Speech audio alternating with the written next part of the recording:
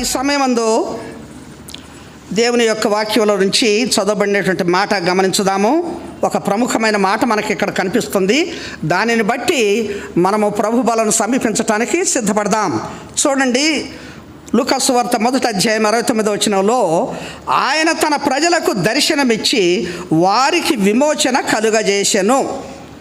ఇప్పుడు మన ధ్యానము నిమిత్తమై మనం తీసుకునేటువంటి మాట ఏమిటంటే, దేవుని ప్రజలు, ఆయన తన ప్రజలకు అంటే ఎవరు వీళ్ళు? దేవుని ప్రజలు. ఈ మధ్యాహ్న కాల సమయంలో దేవుని ప్రజలు అంటే గాడ్స్ పీపుల్ ఎవరు, వాళ్ళు ఎలా ఉంటారు, వాళ్ళ ప్రత్యేకత ఏమిటి, ఈ సంగతి ఎరిగి మనము ప్రభు బలలో పాలు పొందుదాం. కనుక దేవుని ప్రజలు, ఈనాడు దేవుడు ఎంత శ్రేష్టమైనటువంటి స్థితి మనకిచ్చాడంటే, లోకంలో మనం ఎక్కడికి వెళ్ళినా కూడా వాళ్ళు దేవుని బిడ్డలండి, వాళ్ళు దేవుని ప్రజలు అని చెప్తూ ఉంటారు. మరి ఇంత గొప్ప ఆధిక్యత ఈ భూమి మీద దేవుడు తను ఎంచుకున్న ప్రజలకు ఇచ్చాడు కదా. మరి ఆయన ప్రజలము, దేవుని ప్రజలము. మరి దేవుని ప్రజలంటే ఎవరు, వాళ్ళు ఎలా ఉంటారు, వాళ్ళకున్న ప్రత్యేకత ఏమిటి, ఈ సంగతి మనం ఎరుగుదాం. ఈ సమయమందు దేవుని ప్రజలంటే వాళ్ళు ఎలా ఉంటారో ఏమిటో వాక్యపు వెలుగులో మనము ఆ ప్రజల వలె, అంటే ఆయన ఎలా ఉద్దేశించాడో తన ప్రజలు వాళ్ళు ఎలాంటి వారో ఆ సంగతులు మన జీవితాల్లో ఉన్నాయా లేవా అనేటువంటిది మనం పరిశీలన చేసుకొని ప్రభు బలలో మనం పాలు పొందుదాం. మొదటిగా దేవుని ప్రజలంటే వాళ్ళు ఎలాంటి వారు చూద్దాం. చూడండి, ద్వితీయోపదేశ కాండము మొదటి సంగతి చూద్దాం. ద్వితీయోపదేశ కాండము 7వ అధ్యాయము 6వ వచనాన్ని గమనించినట్లయితే, నీవు నీ దేవుడైన యెహోవాకు ప్రతిష్ఠిత జనము. నీ దేవుడైన యెహోవా భూమి మీదనున్న సమస్త జనముల కంటే నిన్ను ఎక్కువగా ఎంచి నిన్ను తనకు స్వకీయ జనముగా ఏర్పరచుకొనెను. చాలు, ఇక్కడ అంటున్నాడు, నీవు నీ దేవుడైన యెహోవాకు ప్రతిష్ఠిత జనము. అంత మాత్రమే కాదు, ఆయన అంటాడు, భూమి మీదనున్న సమస్త జనముల కంటే నిన్ను ఎక్కువగా ఎంచి నిన్ను తనకు స్వకీయ జనముగా ఏర్పరచుకొనెను. కనుక మనం తీసుకున్న ఈ అంశంలో ప్రజలు, జనులు అని వస్తుందన్నమాట. అంటే దేవుని ప్రజలు, దేవుని జనులు, వాళ్ళు ఎలాంటి వారు, ఎలా ఉంటారు అనే సంగతిని మనము ఎరుగుదాం. కనుక ఇక్కడ అంటున్నాడు ఆయన, చూడండి, నీ దేవుడైన యెహోవాకు ప్రతిష్ఠిత జనము, సమస్త జనముల కంటే నిన్ను ఎక్కువగా ఎంచి. ఇది దేవుని ప్రజల్లో ఉన్న విశిష్టత. అంటే ఏ చోజన్ పీపుల్. ఎవరంట వీళ్ళు? ఎన్నుకోబడిన జనులు. దేవుని ప్రజలంటే ఎలాంటి వాళ్ళు? వీళ్ళు ఎన్నుకోబడిన ప్రజలు, ఎన్నుకొనబడిన జనము, ఏ చోజన్ పీపుల్. ఇంత శ్రేష్టత మనకిచ్చాడా దేవుడు? నిజంగా ఈనాడు మన జీవితాల్లో మనము అలా ఎన్నిక చేయబడిన వారంగా, అలా ప్రతిష్ఠించబడిన జనముగా మనముంటున్నామా ఈ భూమి మీద దేవుని ప్రజలంగా? ఎట్లాంటి వారముగా మనం ఉంటే ఆయన మనలను తనకు జనముగా చేసుకున్నాడు, తన ప్రజగా చేసుకున్నాడు. మొదటి పేతురు పత్రిక 2వ అధ్యాయం 9వ వచనంలో రాయబడిన మాట ఏమిటిది? చదవండి ఆ మాట. మొదటి పేతురు పత్రిక 2వ అధ్యాయం 9వ వచనం. అయితే మీరు చీకటిలో నుండి ఆశ్చర్యకరమైన తన వెలుగులోనికి మిమ్మును పిలిచిన వాని గుణాతిశయములను ప్రచురము చేయు నిమిత్తము ఏర్పరచబడిన వంశమును, రాజులైన యాజక సమూహమును, పరిశుద్ధ జనమును, దేవుని సొత్తైన ప్రజలనై ఉన్నారు. ఎంత విశిష్టత దేవుని ప్రజల్లో! కనుక ఆయన ఎలా మనలను ఎన్నుకున్నాడు, ఎలా మనలను ఎంపిక చేశాడు. లోకములో ఒకప్పుడు మనము చీకటిలో ఉన్నప్పుడు, అంధకారములో ఉన్నప్పుడు, మరి అంధకార క్రియల్లో బ్రతుకుతున్నప్పుడు ఆయన తన ఆశ్చర్యకరమైన వెలుగులోనికి మనల్ని పిలిచి తనకు పరిశుద్ధ జనముగా, ఆయన సొత్తైన ప్రజలుగా చేశాడు. ఈ ఎంపిక, ఈ ఎన్నుకొనబడిన స్థితి ఈనాడు ఆత్మీయ జీవితంలో దేవుని ప్రజలలో కనిపిస్తుందా? మనం ఎన్నుకొనబడిన వారములాగా ఈ భూమి మీద, ఎంపిక చేయబడిన వారులాగా ఈ భూమి మీద మనము జీవిస్తున్నామా? దేవుడు ఎంత ప్రేమ చూపి ఆయన లోకములో ఉన్న జనులందరికంటే, ప్రజలందరికంటే కూడా మనలను ప్రత్యేకమైన వారినిగా చేసి ఎంపిక చేసుకున్నాడు. కనుక ఈ ఉదయకాలం అదే మనం ఎరగాల్సిన వారంగా ఉంటున్నాం. కనుక దేవుని ప్రజలంటే వాళ్ళు ఎన్నుకొనబడిన వారు, వాళ్ళు ఎంపిక చేయబడిన వారు, ఏ చూజన్ పీపుల్. ఈ సంగతి మనము ఎరిగి అట్లాంటి ఎంపిక కలిగిన వాళ్ళంలాగా మనం ఉంటున్నామా? ఈ సంగతి ఎరుగుదాం మనం. ఇకపోతే రెండవ సంగతి చూద్దామా? మనము దేవుని ప్రజలంటే వాళ్ళు ఎలాంటి విశిష్టమైన లక్షణం కలిగిన వారో చూడండి. నిర్గమకాండము 15వ అధ్యాయము 13వ వచనం గమనించండి. నీవు విమోచించిన ఈ ప్రజలను నీ కృపచేత తోడుకొని పోతివి, నీ బలము చేత వారిని నీ పరిశుద్ధాలయమునకు నడిపించితివి చాలు. నీవు విమోచించిన ఈ ప్రజలు, ఈ ప్రజలు ఎవరట? దేవుని ప్రజలు ఎవరంట? విమోచించబడిన వారు, ఏ రిడీమ్డ్ పీపుల్. విమోచించబడిన ప్రజలు వీరు. కనుక అటువంటి విమోచింపబడిన ప్రజలకు ఆయన తన యొక్క గొప్ప బలమును బట్టి తోడుకొని ఐగుప్తు నుంచి తీసుకొని వచ్చి కనానుకు తీసుకొని వెళ్ళాడు. కనుక విమోచించబడిన ప్రజలంగా మనం ఉన్నామా? ఈ దినము ప్రభువులలో పాలు పొందేవాళ్ళు దేవుని ప్రజలే, లోకస్తుల కోసం కాదు అది ఆ బల్ల. మనము నిజంగా ఎంపిక చేయబడిన జాబితాలో, ఎన్నుకొనబడిన జనాంగంలో మనం ఉంటే, మనము విమోచించబడిన ప్రజలంగా మనం ఉంటే ఆ బలలో పాలు పొందుతాం మనం. కనుక దేవుడు తన ప్రజలను విమోచించాడు. విమోచించబడిన ప్రజలం మనం, ఒట్టి వాళ్ళం కాదు. లోకములో ఆయన అంత శ్రేష్టమైనటువంటి క్రయము మన కొరకు చెల్లించి మనలను విమోచించాడు. ఎలా విమోచించాడు ఆయన? ఎఫెసీ 1:7 రాయబడిన మాట ఏంటి? ఆ కృపా మహదైశ్వర్యమును బట్టి, ఆ ప్రియుని వలన, ఆయన రక్తము వలన మనము విమోచించబడినటువంటి వారము. కనుక ఈ విమోచన మనకి ఎక్కడి నుంచి దొరికింది? ఆయన తన పరిశుద్ధ రక్తాన్ని కార్చుట వలన, ఆ శిలువ యాగము చేయటం వలన, ఆయన యొక్క రక్తము ద్వారా ఇప్పుడు మనము పాపము నుండి విమోచించబడి, విడుదల చేయబడి, ఆయన ప్రజలుగా చేయబడుతూ వచ్చాము. కనుక దేవుని ప్రజలంటే వాళ్ళు విమోచించబడిన వాడు. గుర్తుపెట్టుకోండి, ఈనాడు ఈ విమోచనలో మనం ఉన్నామా? మనం గ్రహించాల్సిన వారంగా ఉంటున్నాం. కనుక ప్రియులరా, దేవుడు ఆ రీతిగా, దేవుని ప్రజలు ఆ రీతిగా విమోచించబడిన వారు అనే సంగతిని మనం గుర్తెరిగి ఈనాడు మన జీవితాల్లో, ఎందుకంటే ఆ దేవాతి దేవుడు ఆయన అనాది సంకల్పములో మనల్ని ఏర్పరచుకొని కాలము సంపూర్ణమైనప్పుడు ఈ లోకానికి శరీరధారిగా వచ్చి ఆయన మనలను ప్రతి విధమైన పాపము నుండి, శాపము నుండి విమోచించి తనకు సొంత ప్రజలుగా చేసుకున్నాడు. కనుక ఈనాడు ఆయన ప్రజలుగా మనం ఉన్నామంటే మనము విమోచన అనుభవంలో ఉన్నామా? విమోచించబడిన అనుభవం మనకున్నదా? దేవుని ప్రజల్లో ఉన్నటువంటి ఇది ఎవరయ్యా దేవుని ప్రజలంటే? వాళ్ళు విమోచించబడిన ప్రజలు. ఎవరయ్యా దేవుని ప్రజలంటే? వాళ్ళు ఎన్నుకొనబడిన వాళ్ళు, ఎంపిక చేయబడిన వారు. ఈ సత్యాన్ని మనం ఎరుగుదాం.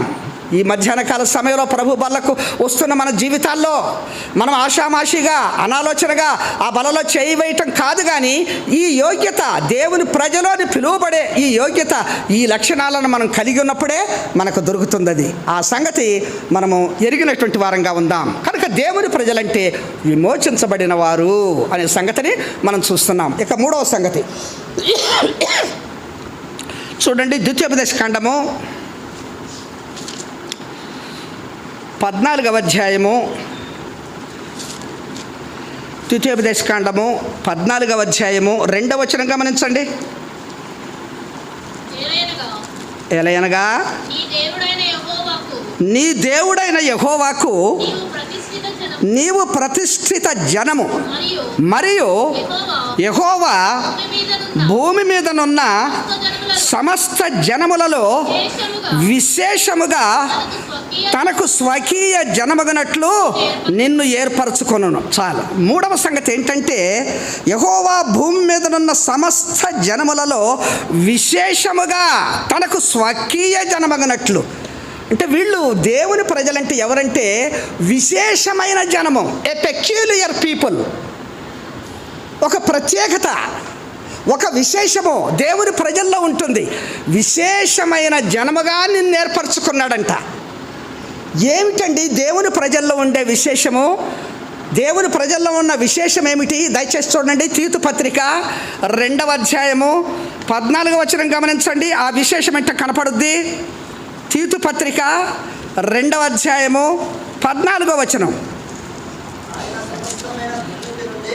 ఆయన సమస్తమైన దుర్నీతి నుండి మనలను విమోచించి సత్క్రియల యందు ఆసక్తి గల ప్రజలను తన కోసరము పవిత్రపరచుకొని తన సొత్తుగా చేసుకొనుటకు తన్ను తానే మన కొరకు అర్పించుకొనెను. కనుక ఎవరు ఈ దేవుని ప్రజలు, ఈ విశేషమైన ప్రజలు? వారిలో ఉన్న విశేషం ఏంటంటే వారు సత్క్రియల యందు ఆసక్తి గల ప్రజలుగా ఉంటారు. ఇది విశేషం. ఈనాడు మన జీవితాలలో దేవుని ప్రజలంగా సత్క్రియలను జరిగించుటకై మన జీవితాలను మనం వాడుతున్నామా? కనుక లోకములో ఉన్న ప్రజలందరిలో నుంచి ఆయన మనలను తనకు విశేషమైన జనముగా చేసుకున్నాడు. విశేషమైన జనముగా చేసుకున్నాడు. ఆ విశేషం ఏంటంటే వారు సత్క్రియలు కలిగిన వారుగా ఉంటారు దేవుని ప్రజలు. కానీ నేటి దినాల్లో లోకంలో ఈ సంభవిస్తున్న ఈ యొక్క దుస్థితి ఏంటంటే వారి క్రియల ద్వారా వారు దేవుని ప్రజలుగా కనుపరుచుకోవటల్లా, వారి క్రియల ద్వారా వారు దేవుణ్ణి ఎరిగిన వారుగా కనుపరుచుకోవటల్లా. దేవుడు ఏదైతే మన కోసం ప్రత్యేకంగానట ఎఫెసీ 2:10 అంటాడు, మనము వాటి యందు నడుచుకొనవలెనని ఆయన ముందుగా సిద్ధపరచిన క్రియలలో మనము కొనసాగాలని దేవుడు మన కొరకు కొన్ని ప్రత్యేకమైన సత్క్రియలను సిద్ధం చేస్తే వాటి యందు నడుచుకునే ప్రజలుగా మనం ఉండలేకపోతుంటున్నాం. కానీ దేవుని ప్రజల్లో ఉండాల్సిన విశేషము ఆ సత్క్రియలలో నడుచుకునేటువంటి జీవితము. ఈనాడు మన జీవితాల్లో ఈ సత్క్రియలు ఉన్నాయా? కనుక వారి క్రియలను బట్టి చూడగా మనం జాగ్రత్తగా ఆలోచన చేద్దాం. ఆత్మయందు తీవ్రత కలిగిన వారంగా ఈ సంగతిని ఎరుగుదాం. ఈనాడు మన క్రియలను బట్టి మనము దేవుని ప్రజలంగా లోకములో చెప్పబడుతుంటున్నామా? అదే తీతు పత్రిక 1వ అధ్యాయం 16వ వచనంలో అంటారు, రాయబడిన మాట ఏంటి అక్కడ? చదవండి ఆ మాట. తీతు పత్రిక 1వ అధ్యాయం 16వ వచనం. దేవుని ఎరుగుదమని వారు చెప్పుకొందరు కానీ అసహ్యులను అవిధేయులను ప్రతి సత్కార్యము విషయము భ్రష్టులనయ్యుండి తమ క్రియల వలన వారిని ఎరుగమన్నట్టున్నారు. ఇది దుస్థితి. ఈనాడు దేవుని ప్రజలు అని చెప్పుకునే వారిలో కనపడుతున్న దుస్థితి ఏమిటంటే ప్రతి సత్కార్యము విషయము వారు భ్రష్టులై. నిజంగా విచారకరం. నేటి దినాలలో దేవుని ప్రజలు, దేవుని చేత ఏర్పరచబడిన వారు, రక్షించబడిన వారు, విశ్వాసులు అని చెప్పుకునే ఒక ఘనమైనటువంటి స్థితిని చాటుకున్నటువంటి మన జీవితాల్లో మనం ఆ సత్క్రియలు కలిగిన వారముగా లేము. కానీ దేవుడైతే ఆయనకు ఈ భూమి మీద ఉన్న జనుల్లో తనకు విశేషమైన జనముగా చేసుకున్నాడు. ఆ విశేషం ఏంటంటే వారు సత్క్రియలను కలిగినటువంటి ప్రజలు అని. అందుకొరకు కదా యేసు ప్రభు మన కొరకు అర్పించుకున్నాడు. ఆయన శిలువ యాగం చేశాడు. ఆయన రక్తాన్ని చిందించాడు. ఆయన శరీరాన్ని నలగొట్టుకున్నాడు. ఇవాళ మన మధ్య ఆయన శరీరము మనకు భోజనముగా, ఆయన రక్తము మనకు పానముగా చేశాడు. దానిలో మనం పాలు పొందబోతుంటున్నాము. మరి దానికి ముందుగా దేవుని ప్రజలలో ఆ విశేషము మన జీవితాల్లో ఉన్నాయా? ఆ సత్క్రియలు మన జీవితాల్లో ఉన్నాయా? కనుక ప్రియమైనటువంటి దేవుని ప్రజలారా, ఇంత గొప్ప ధన్యత మనకిచ్చాడు ఆయన. దేవుని ప్రజలుగా పిలువబడే ధన్యత ఈ భూమి మీద. మరి ఈ ధన్యతను మనం కలిగి ఉంటున్నామా? కీర్తన 33:12 అన్నట్లుగా, యెహోవా నీవు దేవుడుగా కలిగిన జనులు ధన్యులు అని ఆ కీర్తనకారుడు రాస్తున్నాడు. నిజంగా నీవు దేవుడుగా కలిగిన జనులు ధన్యులు. మనం ఆయనను కలిగిన వారం కనుక మనము ధన్యులము. ఈ ధన్యతను మనము యోగ్యంగా పొందగలిగే స్థితి మనలో ఉందా? కనుక ప్రియులారా, దేవుని ప్రజలంటే ఏ పెక్యూలియర్ పీపుల్. వాళ్ళు ఒక విశేషమైనటువంటి వాళ్ళు ఈ భూమి మీద. అట్టి విశేషము కలిగిన ప్రజలంగా, అట్టి సత్క్రియలయందు నడుచుకునే ప్రజలంగా ఈనాడు మనం భూమి మీద ఉంటే అది మనకెంతో ధన్యత, అదెంతో ధన్యత. ఈ సత్యాన్ని మనం ఎరిగి ఈ మధ్యాహ్న కాల సమయం మనం బల్లలో పాలు పొందటానికి సిద్ధపడదాం. కనుక ఇది 3వ సంగతి. ఇక 4వ సంగతి ఏంటో తెలుసా? చూడండి, నిర్గమకాండము 33వ అధ్యాయము 16వ వచనం గమనించండి.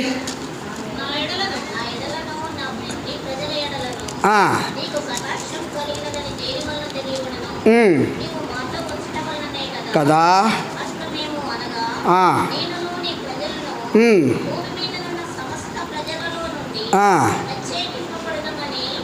ఆయనతో చెప్పాను. చాలు. మోషే దేవునితో మాట్లాడుతున్న మాట చూస్తున్నాం మనం ఇక్కడ. నా ఎడలను నీ ప్రజల ఎడలను నీకు కటాక్షము కలిగినదని దేని వలన తెలియబడును? నీవు మాతో వచ్చుట వలననే కదా. అట్లు మేము అనగా నేనును నీ ప్రజలను భూమి మీదనున్న సమస్త ప్రజలలో నుండి ప్రత్యేకింపబడదుమని ఆయనతో చెప్పాను. భూమి మీద ఉన్న సమస్తమైన ప్రజలలో నుండి ప్రత్యేకింపబడదుమని. ప్రభువా, నీ సన్నిధి మాతో రాకపోతే, నీవు మాతో ఉండకపోతే మేము ఈ అరణ్యంలో ఈ యాత్రను కొనసాగించము. ఎందుకనంటే నీవు మాతో వచ్చుట చేతనే కదా ఈ భూమి మీదనున్న సమస్తమైన జనముల కంటే మేము ప్రత్యేకింపబడిన వారమని చెప్పుకుంటాము. కనుక ఇక్కడ ఏంటంటే 4వది, దేవుని ప్రజలంటే వాళ్ళు ఏ సెపరేటెడ్ పీపుల్, వాళ్ళు ప్రత్యేకించబడిన ప్రజలు. గమనించుదాం ఈ సంగతి. మనము ప్రత్యేకించబడినటువంటి వారము. సమస్త జనములలో నుంచి ఆయన మనలను ప్రత్యేకించుకున్నాడు. మోషే ప్రార్థిస్తున్నాడు, దేవా నువ్వు మాతో రావాలయ్యా. నువ్వు వచ్చినప్పుడే నీ ప్రజలంగా ప్రత్యేకించబడిన వారంగా ఈ భూదిగంతముల్లో ఉన్న జనానికి మేము చూపించుకోగలుగుతాం. ఈ సెపరేషన్, ఈ ప్రత్యేకత ఈనాడు మన జీవితాల్లో కనిపిస్తుందా? దేవుని ప్రజలు అని పిలువబడేటువంటి వారిలో ఈ ప్రత్యేకించబడిన స్థితి కనిపిస్తుందా? యేసు ప్రభు అంటాడు, చూడండి, యోహాను సువార్త 15వ అధ్యాయం 19వ వచనంలో ఆయన రాయబడిన మాట చూడండి. యోహాను సువార్త 15వ అధ్యాయం 19వ వచనం. మీరు లోక సంబంధులైన ఎడల లోకము తన వారిని స్నేహించును, అయితే మీరు లోక సంబంధులు కారు. నేను మిమ్మల్ని లోకములో నుండి ఏర్పరచుకుంటుని, అందుచేతనే లోకము మిమ్మల్ని ద్వేషించుతున్నది. చాలు. మీరు లోక సంబంధులు కారు. మీరు లోకములో నుంచి మిమ్మల్ని నేను ఏర్పరచుకున్నాను అంటే మిమ్మల్ని వేరు చేశాను, సపరేట్ చేశాను, ప్రత్యేకించాను. అందుకనే లోకము యేసయ్యను ద్వేషించింది. అందుకనే లోకము ఆయన బిడ్డలను కూడా ద్వేషిస్తుంది. ఎందుకంటే ఆయన ప్రజలంగా మనం నివసిస్తున్నాం, ఆయన ప్రజలుగా మనం జీవిస్తున్నాం, ఆయన ఏర్పరచుకున్న వారంగా మనం ఉన్నాం, ప్రత్యేకించబడిన వారంగా మనం ఉన్నాం, వేరైన వారంగా ఉన్నాం. అందుకని ఈనాడు లోకములో ఒక నిజమైన విశ్వాసికి, నిజమైన క్రైస్తవుడికి ఎంతో ఎదిరింపులు వస్తూ ఉంటాయి, ఎంతో వేదన, కష్టము కలుగుతూ ఉంటుంది, హింసిస్తూ ఉంటారు. కనుక ఈనాడు ఈ అనుభవంలో మనం జీవించే వారంగా ఉండాలి. ఎందుకంటే దేవుని ప్రజలు ప్రత్యేకించబడిన వాడు, సపరేట్ చేయబడినటువంటి వాళ్ళు. కనుక ప్రియులరా, దేవుని ప్రజలుగా మనము ఈ విశేషమైనటువంటి లక్షణాలను మనం కలిగి జీవించాలి. ఈ సత్యాలను మనం ఎరుగుదాం. ఈ మధ్యాహ్న కాల సమయంలో ప్రభు బలలోనికి పాలు పొందటానికి వచ్చిన మన జీవితాల్లో మనము ఆయన కొరకు ఎన్నిక చేయబడిన వారంగా ఉన్నామా? మనము ఆయన వలన విమోచించబడిన వారంగా ఉన్నామా? మనము ఆయన కొరకు విశేషమైన ప్రజలుగా ఉన్నామా? మనము ఆయన చేత ప్రత్యేకించబడిన వారంగా, సెపరేట్ అయినటువంటి వారంగా ఉన్నామా? ఇది దేవుని ప్రజలకు ఉండేటువంటి శ్రేష్టమైన లక్షణాలు. ఈనాడు ఈ లక్షణాలు ఉన్నప్పుడే వాళ్ళు గాడ్స్ పీపుల్ లేదా దేవుని ప్రజలను పిలువబడతారు. కనుక ఈ సంగతి మనం ఎరిగి ప్రభు బల కొరకు మనం సిద్ధపడదాం. 4 సంగతులు చూసాం. ఇక 5వ సంగతి ఏంటో చూద్దామా? లేవియకాండము 20వ అధ్యాయము 26వ వచనం గమనించండి.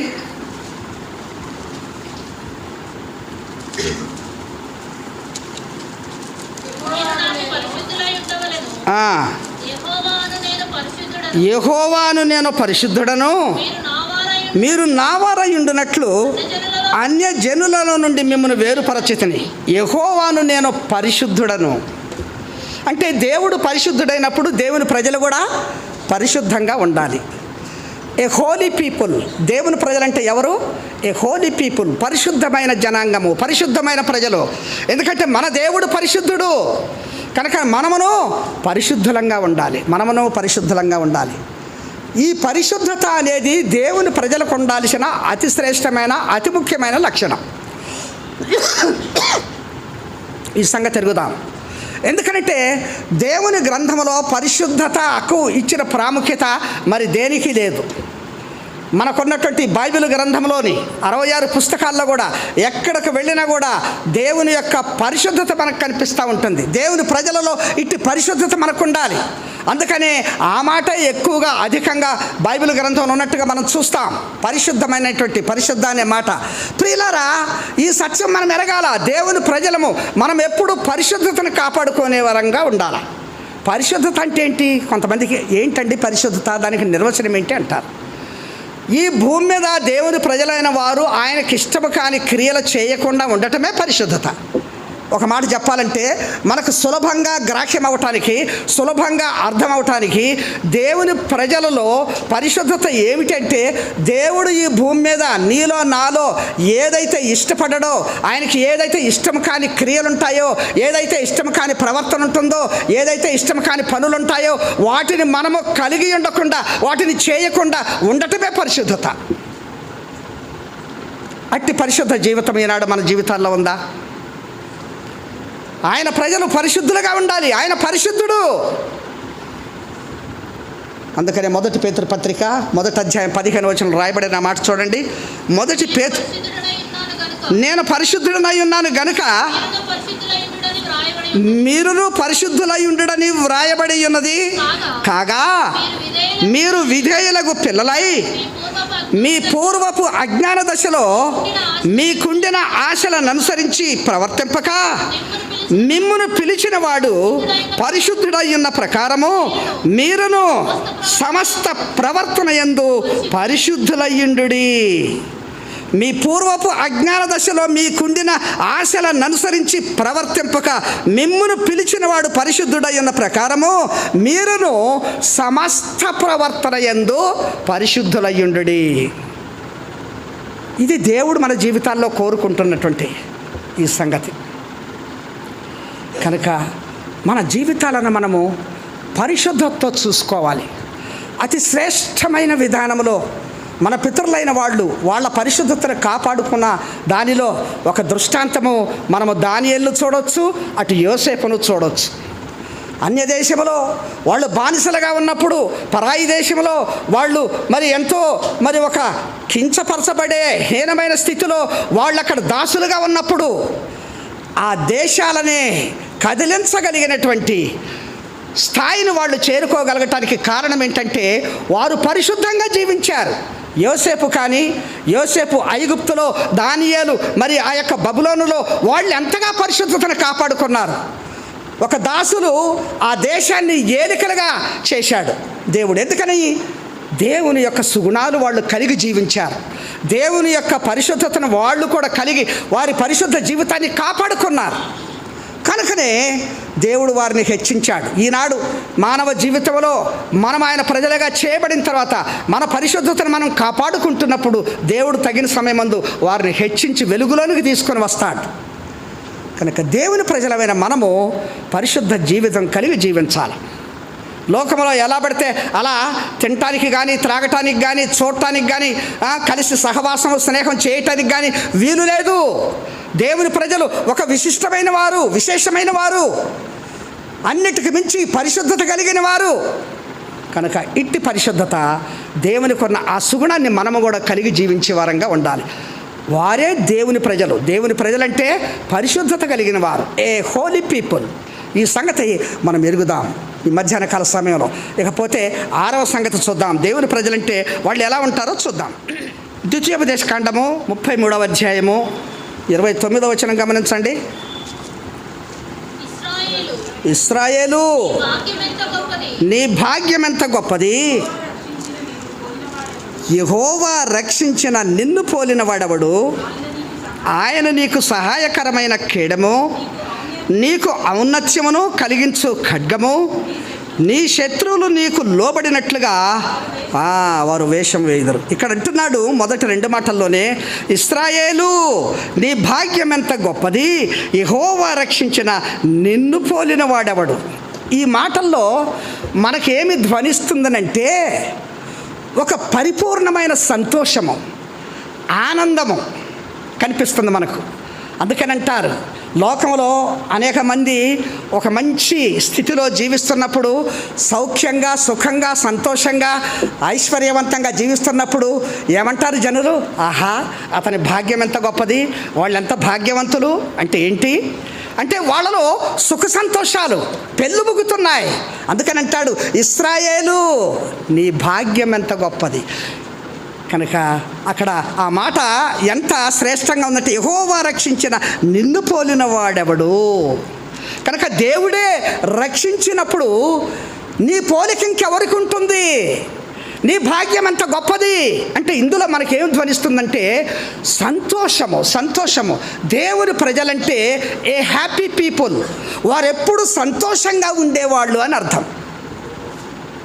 ఈ మాటలో 6వ విషయాన్ని మనం ఏం చూస్తున్నామంటే, దేవుని ప్రజలు నిత్య సంతోషం కలిగినటువంటి వాళ్ళు, దేవుని ప్రజలు సంపూర్ణ సంతోషం కలిగినటువంటి వారు, దేవుని ప్రజలు నిత్యానందము కలిగినటువంటి వారు. అందుకని యెషయా గ్రంథము 35వ అధ్యాయము 10వ వచనంలో ఒక మాట రాయబడింది చూడండి. యెషయా గ్రంథము 35వ అధ్యాయం 10వ వచనం, యెహోవా విమోచించిన వారు పాటలు పాడుచు తిరిగి సియోనుకు వచ్చెదరు, వారి తలల మీద నిత్యానందముండును, వారు ఆనంద సంతోషములు గలవారై వచ్చెదరు, దుఃఖమును నిట్టూర్పును ఎగిరిపోవును. సార్ కనుక వారి తలల మీద నిత్యానందం ఉంటుందంట, దుఃఖము నిట్టూర్పు ఎగిరిపోతాయి. కనుక దేవుని ప్రజల్లో ఎప్పుడు నిత్యానందము వారి తలల మీద తొడికిసలాడుతుంటుంది, వారి ముఖాలలో ప్రస్ఫుటిస్తూ ప్రజ్వలిస్తూ ఉంటుంది, ప్రకాశిస్తూ ఉంటుంది. ఈనాడు దేవుని ప్రజలుగా ఇది అనుభవిస్తున్నామా మనము? లోకానికి మనం ఎలా కనపరుచుకుంటున్నాం? కొన్ని సమాజాల వాళ్ళు ఎప్పుడు ఏడుస్తూనే ఉంటారు, ఎప్పుడు వికారముఖంతోనే ఉంటారు. క్రైస్తవులండి, నేను చెప్పేది క్రైస్తవుల గురించి, క్రైస్తవేతరులు కాదు. ఎందుకంటే కొన్ని సంఘాలలో, సమాజాలలో అది జనానికి వాళ్ళు నేర్పినటువంటిది. ఎప్పుడు కూడా ఎందుకు? నీకు విమోచించబడిన అనుభవం, నీవు రక్షించబడిన అనుభవము నీకు లేనప్పుడు నువ్వు ఎలా ప్రభువులో ఆనందిస్తావు? కొంతమంది అంటారు, మన జీవితకాలం అంతా కూడా అంత ఇదిగా సంతోషించొద్దు, ఆనందించొద్దు.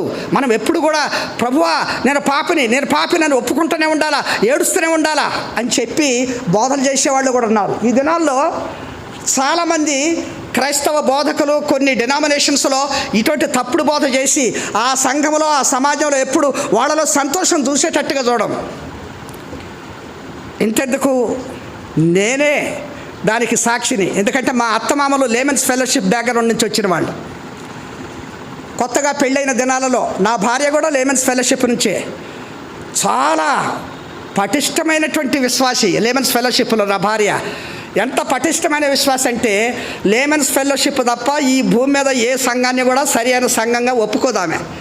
అసలు ఈ హెబ్రోన్ సంఘం అంటే ఆమెకు తెలియదు. నా పెళ్ళయ్యే దినాలలో, పెళ్ళి అయిన తర్వాత తెలిసింది. మ్యాచ్ ప్రపోజల్ వచ్చినప్పుడు 2 సేవకుల ద్వారాగా నా గురించి వాడు చెప్పారు. హెబ్రోన్ సంఘ సహవాసంలో విశ్వాసి ఉన్నాడు, ఆయన మారు మనసు పొంది చాలా బలమైనటువంటి మరి సాక్షిగా ఉన్నాడు, ఉద్యోగం చేస్తున్నాడు అని వాళ్ళు పోయి మా అత్తమామలు చెప్పినప్పుడు వాళ్ళు నన్ను చూడటానికి వచ్చారు. మా అత్తగారు ఎంత పరిశీలన చేస్తుందంటే, నేను పనిచేసే స్థలానికి వచ్చింది, చెర్లలో. నేను అప్పుడు పనిచేస్తున్న చెర్ల కాలేజీలో. ఆమె అక్కడికి వచ్చి నేను కాలేజీలో ఉన్నాను, ఇల్లు అడ్రస్ తెలుసుకొని వచ్చిందంట. ఆ ఇంటికి వచ్చి ఆ ఇంటి వాళ్ళని, ఆ ఇంటి ప్రక్కన ఉన్న జనాన్ని, ఆ ఇరుగు పొరుగు జనాన్ని ఇళ్ళందరి దగ్గర అడిగిందంట, పలానా సుదర్శన్ సార్ అంటే ఎలాంటి ఎట్లుంటాడు ఏంటని. ఇక వాళ్ళు మంచి సర్టిఫికెట్ ఇచ్చారు. కనుక ప్రియులరా, అంటే అంత వాళ్ళు మంచి విశ్వాసం మా అత్తమావలు. కానీ వాళ్ళ సంఘంలో నేను అనేక మార్లు నన్ను వర్తమానం ఇవ్వటానికి పిలిచారు. ఎంత విభేదం అంటే వాళ్ళు అంటారు, అంత తేలిగ్గా మనకు ఎట్లా సంతోషం, మనం ఎప్పుడు ప్రార్థన చేస్తూనే ఉండాలా, ఏడుస్తూనే ఉండాలా, మనం ఎప్పుడు ప్రభు దగ్గర క్షమాపణ అడుగుతూనే ఉండాలా. వాళ్ళ ముఖాల్లో సంతోషం కానరాదు. నేను వాళ్ళ బహిరంగ మీటింగులు కూడా చూశాను. జో డానియల్ గారి మీటింగ్స్కి కూడా వెళ్ళాను. నూజువీడ్లో పెద్ద లేమన్స్ ఫెలోషిప్ సంఘం ఉండే, ఇప్పుడు ఆయన లవ్ ఇన్ యాక్షన్ ఫెలోషిప్కి వెళ్ళిపోయాడు, ఐజక్ అని, బండి ఐజక్. కనుక వీళ్ళందరూ వాళ్ళ బోధలు, వాళ్ళ సంగతులు చూస్తున్నప్పుడు ఎప్పుడు కూడా సంతోషంగా అనరాదు. నేను అంటాను, నేను ఇంత సంతోషంగా ఉంటాను, ప్రభువు నా పాపాలు క్షమించిన అనుభవం నాకుంది, నన్ను రక్షించాడు, నేను ఆనందంగా ఉంటాను. క్రైస్తవుల్లో, విశ్వాసుల్లో ఆనందం ఉండాలి కదా, ఎప్పుడు వాళ్ళ ముఖాల్లో సంతోషానందాలు ఉండాలి కదా, అదే కదా రక్షణ అనుభవం అంటే. లేదు లేదు, అంత తేలిగ్గా రక్షించబడినామని అనుకోవటానికి వీల్లేదు. ఎప్పుడూ ప్రార్థన చేస్తూ ఏడుస్తూ ప్రభు దగ్గర అడగాల. మీరు ఎప్పుడైనా వాళ్ళ ఓపెన్ మీటింగ్స్లో గమనిస్తే, ఇక ప్రార్థన క్లోజింగ్ ప్రేయర్ చేస్తున్నప్పుడు ఒక హోరం అనే శబ్దం వస్తుంది. ఏంటి, వాళ్ళు ప్రార్థన చేస్తున్నప్పుడు డయాస్ మీద ప్రజలు ఏడుస్తా, బొబ్బలు పెడతా, ఒక ఆ సౌండ్ అన్నమాట. అంటే ఆ ఏడుపు తరంగం అలా ఆ వేవ్ వెళుతూ ఉంటుంది. అంటే అంతగా ఏడుస్తూ ఉంటారు. ఇక వాళ్ళు కూడా అంటారు, బోధకులు, నోరుదెరు నోరుదెరు, ఏడు ఏడు, నోరుదెరు, ఇంకా ఇంకా. ఇది వాళ్ళ బోధలో. కనుక ప్రియులారా, ఎందుకంటే ఇది నా జీవితానుభవంలో నుంచి చెప్తున్న మాట. దేవుని ప్రజలు ఎవరు? వాళ్ళు ఎల్లప్పుడూ సంతోషానందాలు కలిగినటువంటి వారు. వాళ్ళ తలల మీద నిత్యానందం ఉంటుంది. కనుక దేవుని ప్రజలు అంటే వాళ్ళు సంతోషభరితులైన ప్రజలను చూపించుకోవాలి లోకానికి. మన సంతోషానందాలు చూస్తేనే దేవుని ఎరగని వాళ్ళు ప్రభు దగ్గరకు వస్తారు. అరే, వీళ్ళంత పేదరికంలో ఉన్నా, వీళ్ళంత కష్టంలో ఉన్నా, వీళ్ళంత వ్యాధితో బాధపడుతున్నా, వీళ్ళంత కొరతలతో ఉన్నా, వీళ్ళు ఎప్పుడు సంతోషంగా ఉంటారే, ఆనందంగా ఉంటారే అనే సాక్ష్యము లోకములో ఉన్న అన్ని జనులకు నీవు నేను చూపించాలా. అప్పుడే ప్రభు దగ్గరకు వాళ్ళు వస్తారు. లోకస్తుల వలె మనకున్న కొరతను బట్టి, కొదువును బట్టి, రోగాన్ని బట్టి, ఇబ్బందిని బట్టి ఏడుస్తూ ఉంటే ఇక అన్నిటికీ నీకేంటి తేడా? నీలో సంతోషమేది? కనుక దేవుని ప్రజలు ఎల్లప్పుడూ సంతోషంగా ఉండేటువంటి వాళ్ళు, నిత్యానందం కలిగేటటువంటి వారు. అదే కదా అపొస్తలుడైన పౌలు కూడా అదే కదా చెప్పేది, ఎల్లప్పుడూ ఆనందించండి. మరలా చెప్తా, ఆనందించండి, ఎల్లప్పుడూ ఆనందించండి. మొదటి దశలోని 5:17 కూడా మీరు నిత్యము సంతోషానందాలతో ఉండండి. అందుకని యేసుప్రభు ఏమన్నాడో తెలుసా? చూడండి ఒక మాట, యోహాను సువార్త 5వ అధ్యాయము, యోహాను సువార్త 5వ అధ్యాయం 11వ వచనం.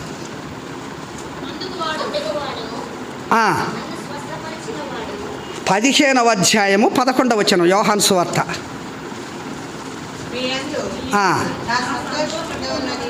మీ యందు నా సంతోషము ఉండవలెననియు, మీ సంతోషము పరిపూర్ణము కావాలననియు ఈ సంగతులు మీతో చెప్పుచున్నాను. మీ యందు నా సంతోషం ఉండాలి, ఆ సంతోషం పరిపూర్ణం కావాలి. ఇది ప్రభు కోరుకునేది మన జీవితాల్లో. కనుక ప్రియులారా, దేవుడు నమ్మదగినవాడు. ఆయన ఎప్పుడు కూడా మనం సంతోషంగా ఉండాలని కోరుకున్నటువంటి వాడు. అటువంటి సంతోషానందాలు కలిగిన ప్రజలంగా మనం ఉన్నప్పుడే మనము దేవుని ప్రజలంగా లోకానికి చూపించుకోగలుగుతాం. ఓ ఇశ్రాయేలు, నీదు భాగ్యం ఎంత గొప్పదయ్యా!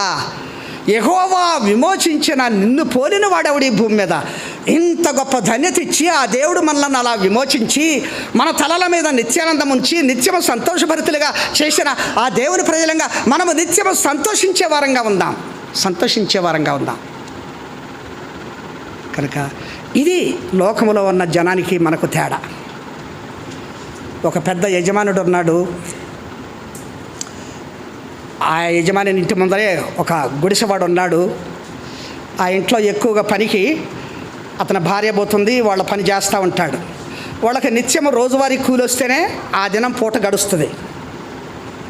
కానీ ప్రతి ఉదయకాలము, సాయంకాలము ఆ గుడిసెలో నుంచి సంగీత సునాదాలు వస్తుంటాయి. యేసు ప్రభువును గూర్చిన పాటలు, సంతోషభరితమైన పాటలు పాడుతూ ఉంటారు. వీళ్ళు ఇంట్లో ఈ యజమాని ఇంట్లో పనిచేయడానికి వచ్చినప్పుడల్లా వాళ్ళ ముఖాలు చూస్తే ఎంతో ఆనందంగా ఉంటాయి, ఎంతో తృప్తిగా ఉంటాయి.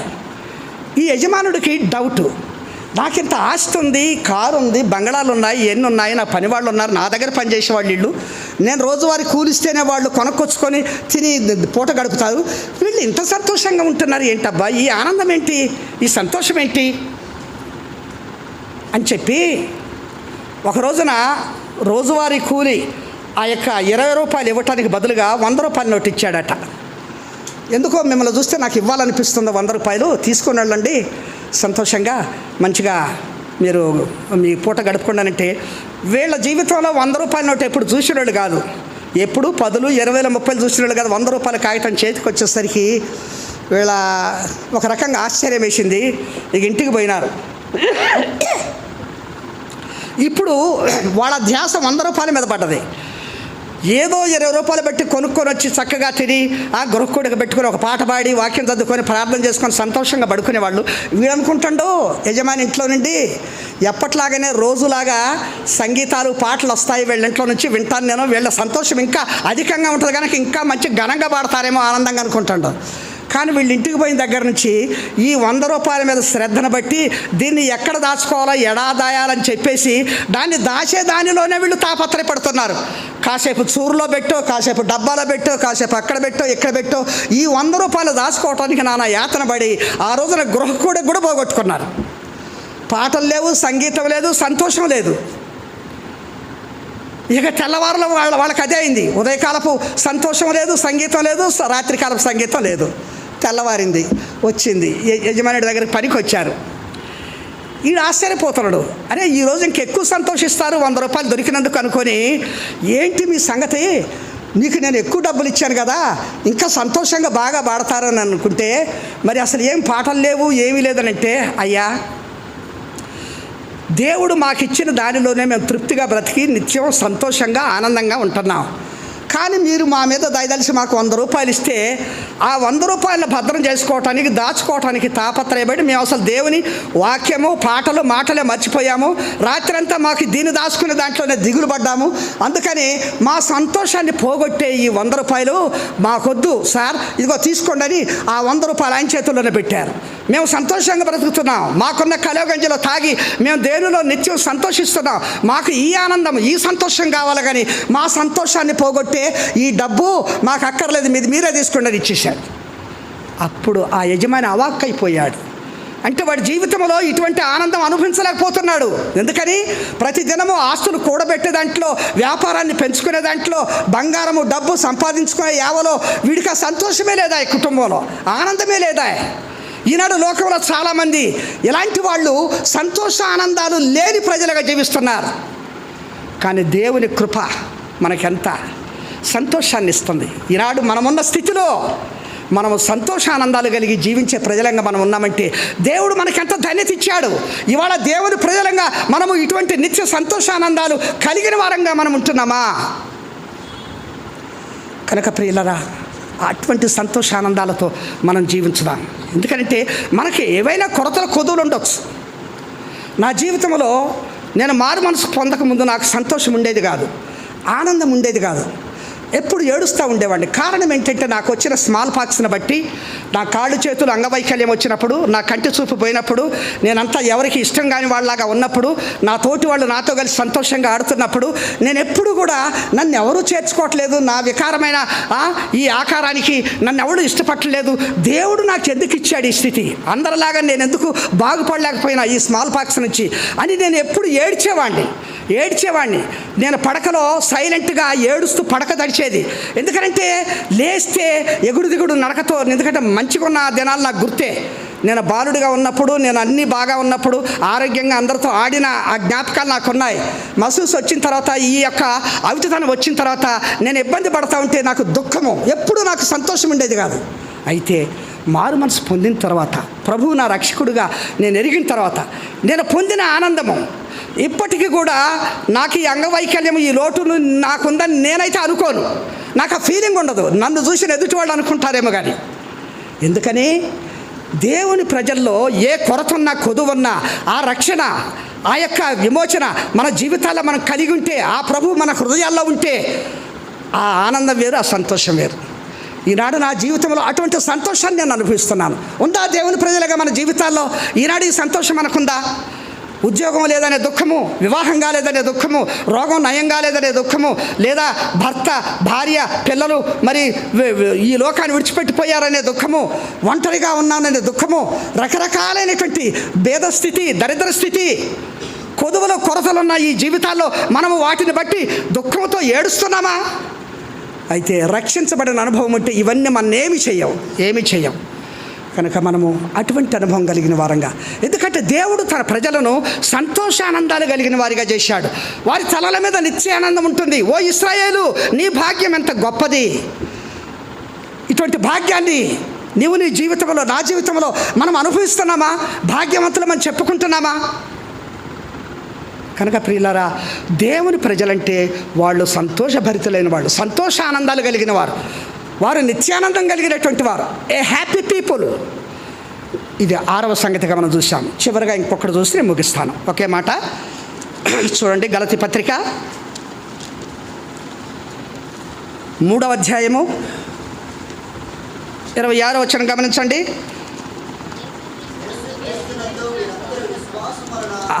యేసు క్రీస్తునందు మీరందరూ విశ్వాసం వలన దేవుని కుమారులై ఉన్నారు. చాలు. ఇది 7వ సంగతిగా. అంటే మనము విశ్వాసము ద్వారా దేవుని కుమారులుగా ఈనాడు భూమి మీద పిలువబడుతున్నాం. అంటే దేవుని ప్రజలుగా పిలువబడుతున్నాం, దేవుని బిడ్డలుగా పిలువబడుతున్నాం. లోకములో ఎవరికీ లేని ఈ శ్రేష్టమైనటువంటి విశ్వాసము ఆయన మనకు అనుగ్రహించాడు. కనుక విశ్వాసం అనేది దేవుని ప్రజల్లో చూడాల్సిన ఒక ప్రాముఖ్యమైన సంగతి. ఎందుకంటే విశ్వాసము లేకుండా మనము దేవునికి ఇష్టలుగా ఉండలేము. విశ్వాసము లేకుండా మన యొక్క విశ్వాస జీవితాన్ని భూమి మీద కొనసాగించలేము. అట్టి విశ్వాసము ద్వారా ఇవాళ మనము దేవుని కుమారులుగా పిలువబడుతున్నాం, దేవుని బిడ్డలుగా పిలువబడుతున్నాం, దేవుని ప్రజలుగా పిలువబడుతున్నాం. కనుక ఇవి దేవుని ప్రజల్లో ఉండేటువంటి శ్రేష్టమైనటువంటి లక్షణాలు. ఈ మధ్యాహ్న కాల సమయంలో దేవుని బల దగ్గరకు వస్తున్న మన జీవితాల్లో దేవుని ప్రజలు అనబడిన వారిలో ఉండాల్సిన ఆ యొక్క విశేషాలు మన జీవితాల్లో ఉన్నాయా? అవి ఉంటేనే మనం దేవుని ప్రజలం. కనుక ఏమిటి ఆ 7 సంగతులు? మొదటిగా, దేవుని ప్రజలు ఎన్నుకొనబడిన వారు, దేవుని ప్రజలు విమోచించబడిన వారు, దేవుని ప్రజలు విశేషమైనటువంటి వారు, దేవుని ప్రజలు సెపరేట్ అయినటువంటి వారు, దేవుని ప్రజలు పరిశుద్ధమైనటువంటి వారు, దేవుని ప్రజలు నిత్య సంతోషం గలవారు, దేవుని ప్రజలు విశ్వాసంతో నింపబడిన వారు. 7 లక్షణాలు, 7 సంగతులు ఉన్నప్పుడే వాళ్ళు దేవుని ప్రజలు. మనం పేరుకు దేవుని ప్రజలం అనుకుంటున్నాం, కానీ మరి దేవుని ప్రజలలో ఉండాల్సిన ఆ లక్షణాలు మన జీవితాల్లో ఉన్నాయా? ఒకసారి పరిశీలన చేసుకుందాం, పరీక్షించుకుందాం. ఆ రీతిగా ఒకవేళ మనకి ఇటువంటి స్థితి లేనప్పుడు ప్రభువు ఎప్పటికీ కూడా క్షమించుటకు సిద్ధమైన మనసు కలిగిన దేవుడు ఆయన యొక్క సమక్షంలో, ఆయన సన్నిధిలో, ఆయన దగ్గర మనం వేడుకొని మన బలహీనతలు, మన పతనాలు మనం ఒప్పుకొని ప్రభు బలలో యోగ్యంగా పాలు పొందుట కొరకాయ మనల్ని మనం సిద్ధం చేసుకుందాం. రండి, అందరం తలలు వంచి మోకరించి ప్రార్థనలో ఉంటే ప్రభు బలలో మనం పాలు పొందుదాం.